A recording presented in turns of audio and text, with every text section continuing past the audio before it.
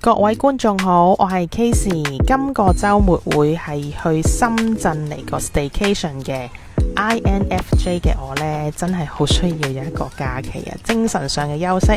咁而家第一個行程呢，就要先去酒店放低啲嘢先嘅。今次我揀咗嘅酒店名叫索維斯酒店，位於南山區，喺2025年開業，係一間新開嘅酒店。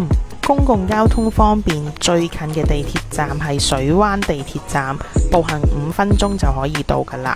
而附近景點最近嘅就係海上世界，步行15分鐘就可以去到。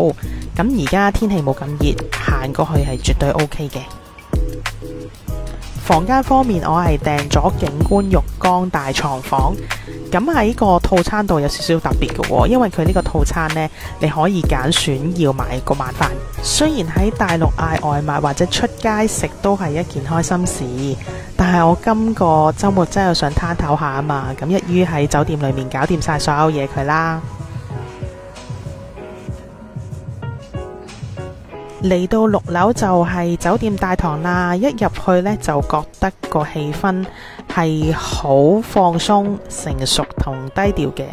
大堂充滿空間感，再望下室內裝飾、燈具同配件，點綴翻成個環境都幾有度假 feel 㗎。索維斯酒店嘅索維斯呢個字係由 service 呢個字演變而嚟嘅，所以呢間酒店呢係好注意服務。你喺呢間酒店無論訂咩房好啦，都包早餐同埋下午茶。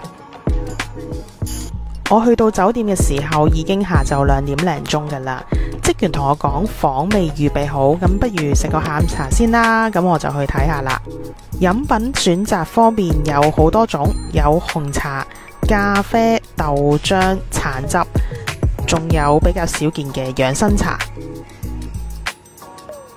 茶點方面我記得大約有7種，其中有泡芙、麵包仔同埋一啲甜品，自己整件多士亦可以。最後梗係會有生果啦。我其實對於酒店伙食係完全冇期望，我就係想飲杯熱茶嘅啫。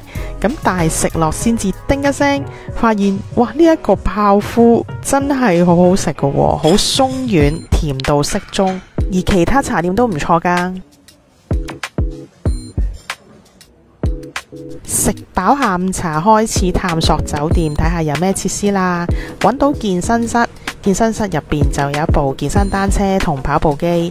咁望出嚟呢，就係一個綠油油嘅公園，咁視覺上呢都舒服嘅。雖然空間唔大，叫做滿足基本需求啦。咁喺健身室隔離呢，連住就係洗衣房。雖然兩個地方連住，但我又覺得唔會產生騷擾嘅。酒店會提供洗衣珠同埋衣服送回服務。正當我上返去酒店房嘅時候，就發現有一個藝術展廊，咁我就覺得，咦，比較少有喎。小小嘅走廊展出咗4件嚟自皇朝珍寶館嘅畫作，可以傳播中國文化都係件好事嚟嘅。入到酒店房入面啦，入到房之後，第一個感覺就係覺得設計好簡約。簡約到我覺得適當加翻少少裝飾或者設備會更加好。陣間我再解釋一下點解啊。睇翻設備先，一入門口左手邊就會有一個面盤台，茶具都喺上面。另一個角度睇下間酒店房，就會見到呢間房嘅重點浴缸。房價提高都係因為呢一隻浴缸咋。浴缸單獨安裝喺浴室外面，所以用嘅時候記住要特別小心啊！再望下浴缸清潔度係合格嘅。雙人大床放喺近窗位置，設計係預兩邊可以落床。咁但係床尾嗰條罅仔呢，行都唔舒服，都唔會點樣兩邊落床噶啦。咁好彩我一個人啫，咁啊冇所謂啦。電視機安裝喺床尾位置，咁就可以攤住睇電視啦。揾到雪櫃仔啦，咁睇下雪櫃仔入邊有啲乜嘢先，係冇嘢嘅。喺台面揾到一包浸浴套裝，入邊有花瓣、浸浴球同埋浴缸袋嘅，上面有個貼紙仔啦，就話要49蚊嘅。其實係咪真係要俾49蚊先用得呢？我訂房嘅時候唔係包埋嘅咩？我走去問職員啦，咁職員就同我講：你放心啦，冇問題嘅，咁你唔需要你去，你直接用就 OK 噶啦。喺台面仲揾到一次性洗漱用品，而台底就會揾到一次性拖鞋同風筒。去完台山之後，我發現頭屏好重要，咁喺呢度我真係搞唔掂，我諗係我問題啩。我解釋翻點解要加裝飾或者家私先。長凳對面呢埲牆係白雪雪噶，咁呢啲房通常兩個人入住噶嘛，咁我假設兩個人食外賣，一齊對住埲白牆咪好得意。我自己覺得有張凳仔就好啲啦。睇下窗外景色先，咁出面一片綠油油，仲有個山景添，幾好喎。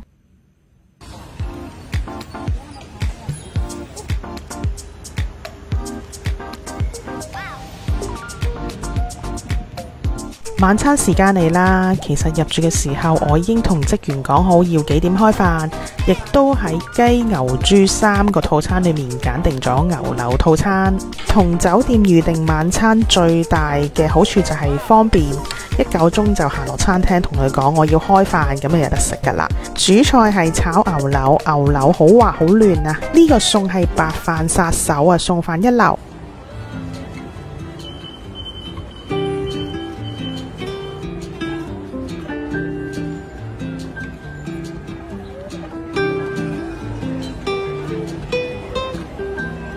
拍攝當日係10月31號，諗住嚟海上世界兜下啦。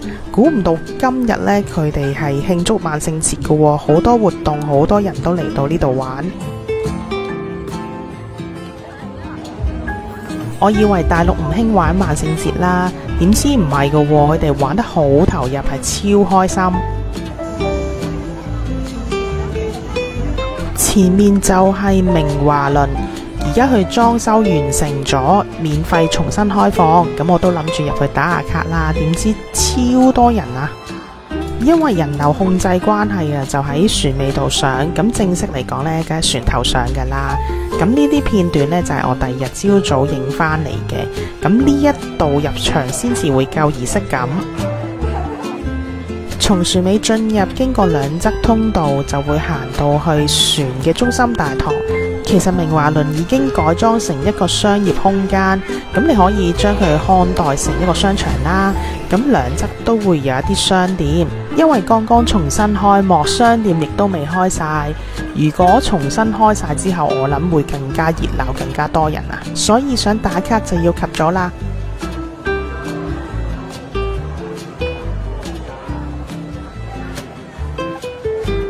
明華輪室內設計走輕車風，風格係偏向現代嘅，咁佢就唔會搞到自己好似鐵達尼號咁啦。細緻位呢，咁佢有啲有機線條，咁我覺得佢係模仿波浪啊，一啲水影咁樣啊，呼應翻郵輪呢一個主題。任何一個角度影相都好上鏡，所以咁多人排隊入嚟，明白嘅。咁我就再嚟多次。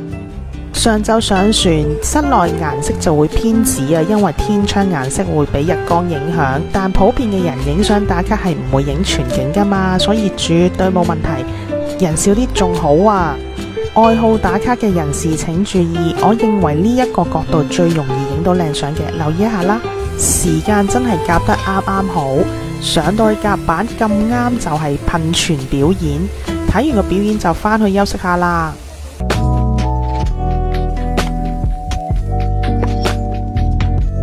食埋早餐就要返屋企啦。早餐選擇其實偏少，西式早餐常見嘅沙律同埋麥片都係欠奉，取而代之就係三文治、牛角包之類嘅麵包食品。中式選擇就多好多啦，咁可以揀食粥，然後後仲有一啲腸仔啊、煎蛋烚蛋，然後隔離嗰盤就有土豆絲、西芹同埋青菜。坦白說，無論西式定中式，呢一間酒店嘅早餐都以澱粉質為主，肉食呢就欠奉啦。總括嚟講，呢一道早餐就係滿足基本嘅需要。今次嘅深圳回復精神之旅要完結啦，請大家訂閱頻道同埋讚好，下次帶你再住靚靚酒店啊！下次見，拜拜。